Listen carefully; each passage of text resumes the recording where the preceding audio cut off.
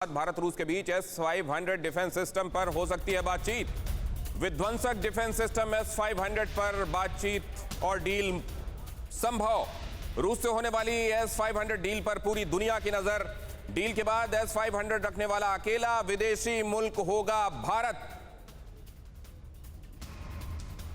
भारत रूस की गहरी दोस्ती से चीन पाकिस्तान बेचैन है। S-500 डील पर बोलने से बच रहे हैं भारत और रूस। गोपनीय तरीके से डील पर चल रही है चर्चा। सोर्सेज के हवाले से खबर, S-400 डील भी पूरी तरह से गोपनीय थी, लेकिन कहते हैं कि ऊंट आप चोरी चोरी लेकर नहीं जा सकते।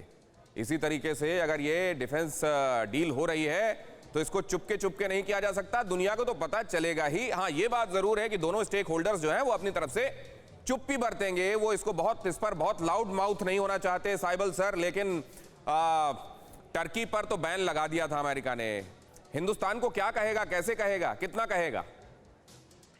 नहीं, लेकिन हिंदुस्तान पर किसी भी प्रकार का चैलेंज रखने से पहले चीन को ये बात सोचनी पड़ेगी कि रूस उसको पूरी तरह से विश्वास या भरोसा नहीं करती है।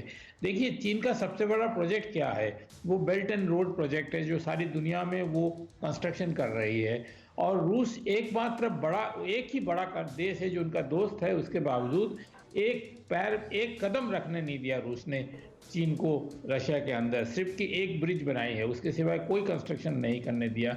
इसीलिए जहां तक बिजनेस का सवाल है, जहां तक पॉलिटिकल इन्फ्लुएंस का सवाल है, रूस चीन के साथ पूरी तरह से कम्पीट भी कर रही है। ये नहीं कि वो चीन पर सिर्फ निर्भर है। तो भारत को ये भी सोचना है कि रूस से दोस्ती करने पर चीन के साथ जो हमारा नेगोशिएशन पावर है, हमारी जो क्षमता है, वो बढ़ जाएगी। इसलिए रूस के साथ नज़दीक आने में भारत को बहुत बड़ा फायदा है। उसके लिए अगर थोड़ा सा अमेरिका के साथ रिश्ता कम करना पड़े या जगह बनाना पड़े तो हमें बनाना पड़ेगा, तभी हम नॉन अलाइंड होंगे। क्योंकि ये जो धब्बा दुनिया में लग रहा है कि हम पूरी तरह से प्रो अमेरिका हो गए, वो हमारे विदेश नीति को आगे बढ़ाने में बहुत तकलीफ हो रही है। और हमें ये भी देखना है कि अमेरिका से दोस्ती करके हमें फ़ायदा कितना हो रहा है और कब तक होता रहेगा। अमेरिका कब तक हैंड होल्डिंग करेगी हमारी? क्योंकि अमेरिका तो पाकिस्तान में भी अपना इंटरेस्ट है, चाइना में भी अमेरिका का। लेकिन अब अगर दूसरी तरफ देखें सर, तो दूसरा पहलू ये है कि कितना भी क्लोज इंडिया हो जाए रशिया के, चाइना के साथ अगर उसको देखना पड़ेगा कि चाइना और इंडिया में से क्या, तो वो किसको चुनेगा? और ऐसी स्थिति में क्या हमारे लिए भी अमेरिका जो है वो इनएविटेबल हो जाता है क्या? ये भी समझना बहुत आवश्यक है। और इसको समझने के लिए मैं तयाल साहब के पास जा रहा हूं, अमजद साहब, उसके फौरन बाद आपके पास। तयाल सर, देखिए, अमेरिका का एक अपना रोल है। मैं आपको याद दिलाऊंगा, जब स्क्वाड्रन लीडर अभिनंदन पाकिस्तान ने पकड़ लिया था तो 24 घंटे में कैसे छूट के आए। प्रेसिडेंट ट्रंप और सऊदी अरेबिया ने हमारी मदद की।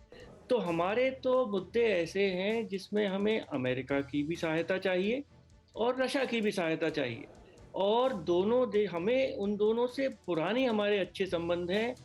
तो किसी ना किसी तरह ये हमें एक दूसरे उनको कन्विंस करना है, लीडरशिप को, प्रेसिडेंट पुतिन को और लावरोव साहब को, कि भारत जो भी कर रहा है उसमें कोई भी रशिया का हित, कभी भी अहित की तरफ कोई भारत में सोच भी नहीं सकता कि भारत कोई का ऐसा काम करेगा जो रशिया के हित में नहीं होगा। तो इस तरह का उनको समझाना होगा। दोनों देशों का एक अपना रोल है, अपनी उनकी क्षमताएं हैं। और भारत की इस समय जो स्थिति है, क्योंकि चाइना भारत के बॉर्डर पर है, चाइना भारत पर दबाव डाल रहा है और चाइना को दूसरे देशों की मदद चाहिए, सैनिकों की नहीं, पर इक्विपमेंट की, साइबर इंटेलिजेंस की और तरह तरह की सपोर्ट चाहिए, जिससे कि हम चाइना का जो खतरा है उसका पूरी तरह से मुकाबला कर सके। ये एक मैसेजिंग, ये समझाना हमारी लीडरशिप के लिए बहुत आवश्यक है कि प्रेसिडेंट पुतिन और फॉरेन मिनिस्टर लावरोव कुछ ज़्यादा भारत से खफा नज़र आते हैं। इंडो पैसिफिक पर भी उन्होंने बहुत स्टेटमेंट्स गलत दिए हैं, उसको एशियन नेटो बताया है।